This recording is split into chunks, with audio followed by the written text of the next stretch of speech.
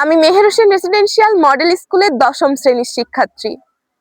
আবৃত্তি করছি কবি সুকুমার রায়ের রচিত কবিতা জীবনের হিসাব। আর আবৃত্তিতে আছি আমি, সিনথিয়া আফরোজ সূচনা। বিদ্যে বোঝাই বাবু মশাই, চুরি শখের বটে। মাঝিরে কন, বলতে পারিস সূর্যি কেন ওঠে?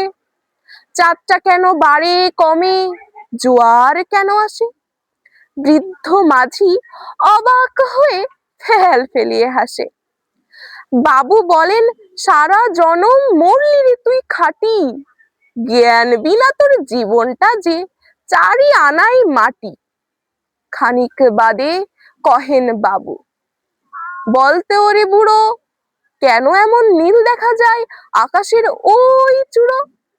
বলতো দেখি সূর্য চাঁদে গ্রহণ লাগে কেন? মাঝি সে কয়, আমায় কেন লজ্জা দেছেন হেন? বাবু বলেন, বলবো কি আর, বলবো তোরে কিতা, দেখছি এখন জীবনটা তোর ১২ আনাই বৃথা। খানিক বাদে ঝড় উঠেছে, ঢেউ উঠেছে ফুলে। বাবু দেখেন নৌকো খানি ডুবলো বুঝি দুলে।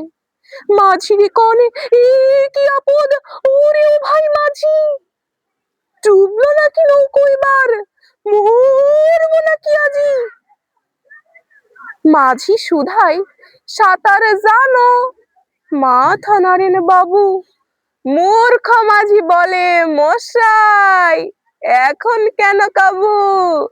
বাঁচলে শেষে আমার কথা হিসেব করো পিছে, তোমার দেখি জীবনে খানা ১৬ আনাই মিছে।